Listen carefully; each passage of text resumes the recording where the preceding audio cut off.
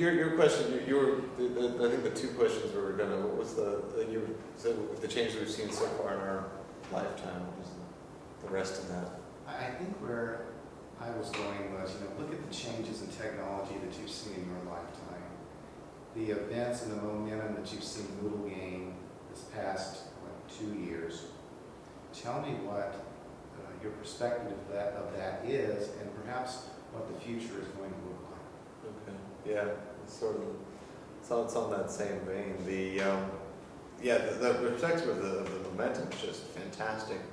The momentum that Moodle's picked up, the technological changes, and the interesting thing is that I try to keep as broad a perspective as I can. Read a lot of business literature and science literature, and as much as I can. And as China and India come online, continue to come online, they're actually going to drive the changes that we're seeing even faster. And India's already started to move away from just being a cheap code shop to moving up the value chain. The Eastern Europe, as the changes that I'm seeing here even closer to home in Eastern Europe are just fantastic. I mean, as Poland and the Czech Republic come up, the Poles routinely, the people coming out of the University of Warsaw are routinely winning the code challenges, like Google and Sun, to do the code challenges. The best American team came in last, I believe, was Duke. Yeah. Put forth, and they had one foreigner on their team. But how do you compete with people who practice 3 hours a day as undergrads?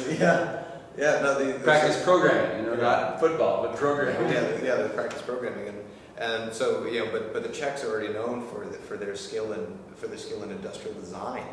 So if you want to design a new product, you go to the Czech Republic.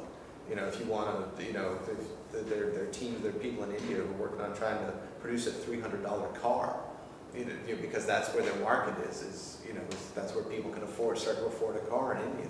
So I mean, the rate of change, like you were talking about, is only going to accelerate. There's more of this enabling technology makes its way out into the world. So my hope is that eventually, I mean, the whole thing that got me into this whole thing in the first place was Mr. Fuller's essay, Education Automation. I don't know. I haven't read it, but I'm a huge fan. I looked at the Maxian House. You have to read Education Automation, because basically everything that we're doing, he was talking about in 1950. He was talking about interactive television, basically. The best lecturers in the world would be able to, the best teachers in the world would be able to broadcast their stuff over interactive television, but you would be able, as a student, you would be able to choose what you wanted to know about that day. The quote that my motto is, simultaneous curricula are obsolete. The idea that we should all learn the same thing on the same day is ludicrous. It's like we're not all interested in the same thing in the same day. Why are we all learning about Peru today? Well, it's because it's a technology. That's the technology that we have. And as a kid, I was reading little Asimov science fiction stories about kids that had personalized robots teaching them. So why is it taking so long? It's not rocket science, but there's this institutional momentum that's 1950. I mean, well, that was the thing. And, it was just like, it was education automation, freeing the scholar to return to his studies. Yeah. So it was basically like, and it's basically that's what they do in the lecture hall. Make the TA teach. It's exactly what we're talking about now. It's like, you know what? Teachers want, faculty want to do research. Let them go do research. We'll get the best people in the world who want to teach, and we'll just broadcast that to anybody who wants it. I mean, so that was the thing that essay that kind of came up in the back of the head. This is what you do with the rest of your life. All right. So if you could jump 5 years forward, does Moodle exist as an entity or plug into a worldwide learning management system, or? Well, the institutional inertia is in 5 years. I don't know. So to me, the next great leap is content. Is creating content. Is a global open content library. Do you think that we'll have I think we've achieved critical mass with Wikipedia? you're up to 1.2 million articles, Yeah. which is a good sampling. Yeah. Do you think that, how many years do you think till we have that with learning repositories? We're gonna have it in 3 years if we want. Really? Yeah. Well, I mean, we want it, but it's not, the mechanics are not quite in place yet. It would take 6 months to develop the mechanics. Okay. Technically, it would take 6 months to develop the mechanics. And you get a large enough body of people, you can, large enough group of people. So do you think 5 years from now, I'll be able to just find a little animation on any topic I want to teach or any audio file? Yeah. Wiki Commons, Like baby. then you will, of course. And Yeah. then you're in a course. No, yeah, then And we'll use Google crawling to create my course on the fly. yeah. Start class tomorrow. Yeah, I mean, that's exactly. I mean, so my whole thing is, I mean, this is where I hope that we're going is that eventually we either we get smarter or the technology gets smarter, and we're able to address what I call the 2 sigma problem. You know, if you have personalized tutoring, people perform 2 standard deviations better than they do in a regular class.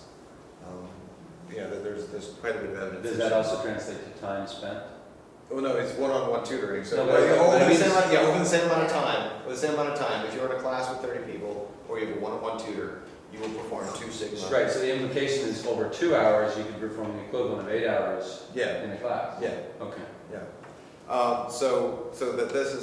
The combination of Bucky's, simultaneous curricular obsolete. Let's put the best stuff out there. If we can also be smarter and get closer to that one-on-one tutoring experience for individual students, and solve the 2 sigma problem. The evidence of it is that we can start to get there with the course redesign project and that kind of thing. Students perform about 30% better. And retention rates are higher. So that's what I would love to see. We're not going to be there. That's what I'd like to see.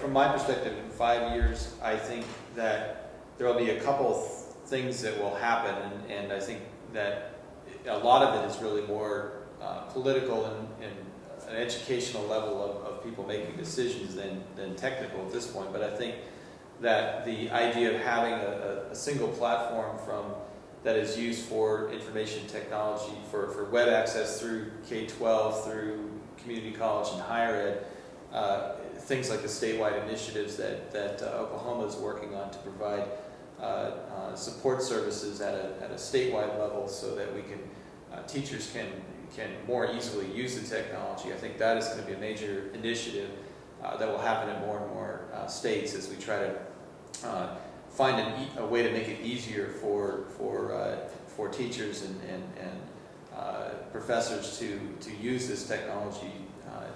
And I think that's going to be a major change that we'll probably see over the next 5-year span. Another big issue, I think, is the spreading of the knowledge and the importance of instructional design in the building of courses.